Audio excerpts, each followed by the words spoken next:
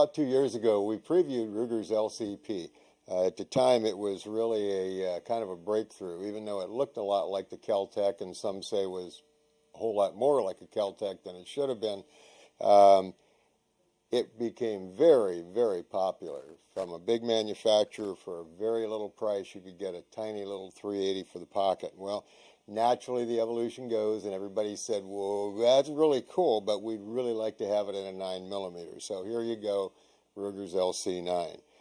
Now, the gun weighs in at a very, very lightweight 1 pound 1 ounce. We've got a 3-inch barrel, and let's check the trigger pull here.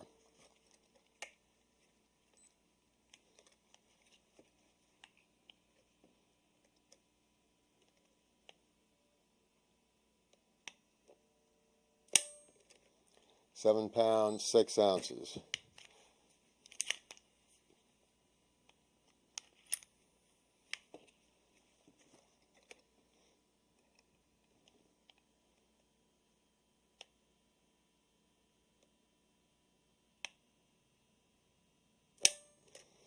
£7 pounds, 12 ounces.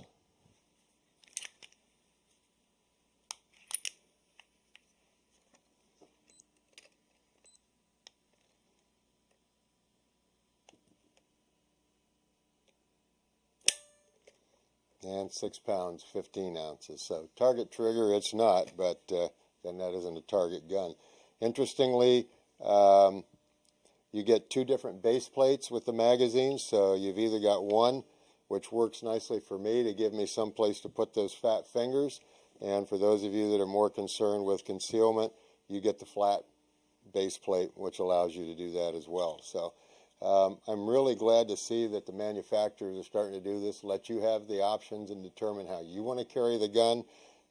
Certainly doesn't cost them anything to include something like that, but awful lot of manufacturers do not. So let's head out to the range and see how that works.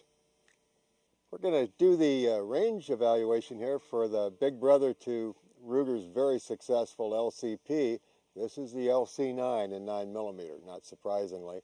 Now, since it's such a small gun, as you can see, we're going to go ahead and accuracy test it at 10 yards, because if you're shooting this at 25 yards, your tactics were probably bad or you didn't come equipped, okay? So we'll go ahead and we're going to use the standard white box Winchester 9mm, because we just want to get an idea of where the stuff hits on the sights and what kind of a group we can kind of expect. We're not looking for 12 different kinds of ammo to find what's the most accurate with the gun, because that's not what it's designed for. All right, let's get rolling.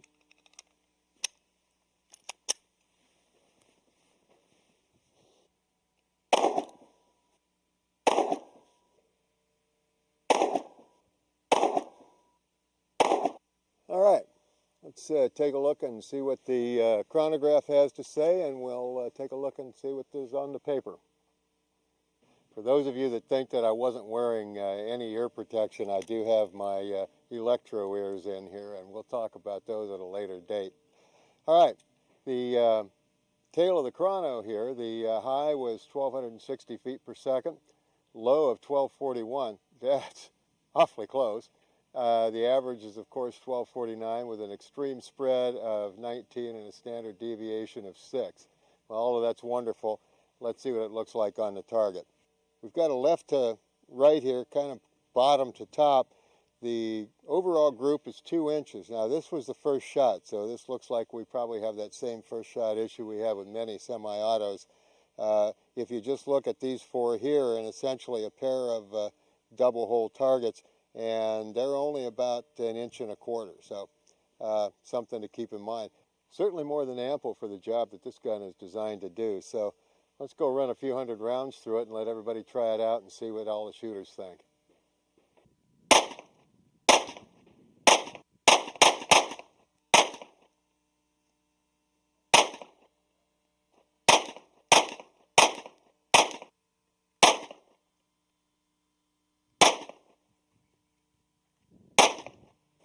Okay, 7 rounds, 7 yards, point shoot.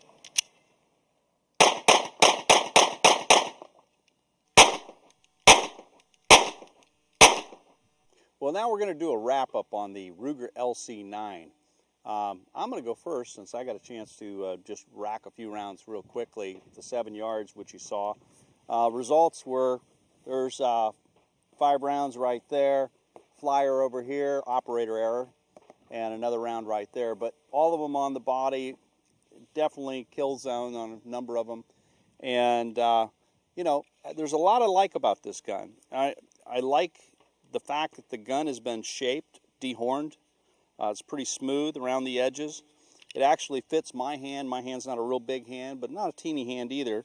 It fits my hand really well. Reliability, we never had a single hiccup with it, which is always a good thing out of the box.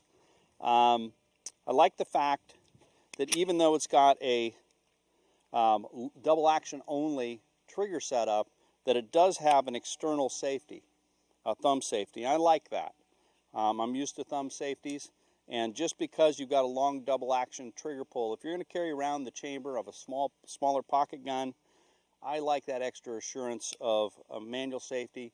And you know, and if the gun falls out and a kid gets a hold of it, picks it up, or finds it somewhere, which has never happened, by the way, but if it falls out, which can happen when you carry concealed, or you're wrestling with it, somebody, the assailant, and the gun comes out somehow, you know, the fact the manual safety, they can't use it until they identify how to take the safety off. And for me, it just whips right off. Boom, no problem.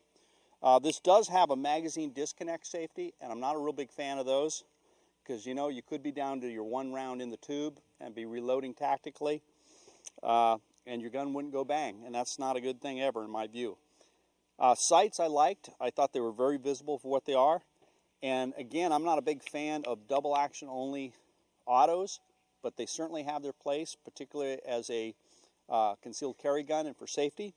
It had kind of a long double action, but you know, when you're in the thick of it, it doesn't seem to matter. So I'd say, I think for myself, this is a thumbs up gun, but I want to see what everybody else has to say. Guys? Jack? The grip feels a little square to me. It could be, it's obviously not very square, but it just feels kind of sharp edge to me. It doesn't quite do it. The fact that it does have the magazine with the extended lip on the bottom, even though they do give you one with a flat plate, is all plus for me because I can get all 3 fingers on that grip. And it's textured too, which is nice. Yeah, I do like that. I like the loaded chamber indicator. I like the red on it so you can glance down and see whether or not there's a round in the chamber. I find the gun accurate. It hits where it's supposed to for me. What I didn't do well at, because I'm used to the shorter resets now on some of these other guns, every time I went to fire it fast, the 3rd or 4th round, I did not fire because I didn't get far enough out to reset the trigger. I pulled back, so I had to consciously go out and get it again. So that's something, if I was going to carry it, I'd have to practice with that. But the gun would certainly work. It's small, it's not really offensive to shoot, and I could practice with it. So for a pocket gun, I really don't have any beefs with it with a little practice. Yeah, quick comment on accuracy. Keith, our camera guy, was shooting this because we let everybody shoot the guns because you notice the sizes. You know, we have a lady, we have Ron, I'm nice and solid, and then we have tall Jack, and Keith's kind of in between, and it gives a different. What was that? Yeah. So it gives a different impulse for everything we're doing. But Keith was shooting this at about 40 yards and was hitting a aluminum can repetitively, 1 out of every 2 or 3 shots. So definitely pretty good accuracy on it. Ron, what do we got? I'd say for a compact gun, it was quite comfortable to shoot. A lot of times when the compacts, after putting a couple magazines through, I'm done. But I could shoot that one a lot. I thought it felt good, handled well. My only problem, and not really a problem, but I have to get used to the long reset because it was difficult to tell when it actually reset. That's about it, though. Otherwise, I liked it. Okay, and Lene? May I? This particular, I can see why it would be popular. It's very pretty. But the way my hand fits right here, and I was wearing Pro-Aim gloves, which I just tried out. I haven't worn them before, and that was great, and I'm glad I had it on because the way I have to grip this here on the size of my hand, and with my finger coming through, I'm up to the first knuckle to pull the trigger. The other thing that I did, which was totally operator induced, magazine release is right there. So I shot one, and the next thing you know, I'm looking. I thought I had a feeding problem.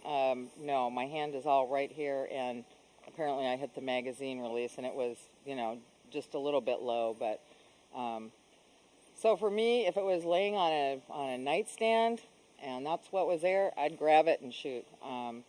To carry it, I wouldn't, because it just doesn't fit my hand. Okay, and there again, we're talking about the important aspect of everything fitting you, the shooter, and that's why we can give you our best feedback. Ultimately, you need to test. I will say one more thing.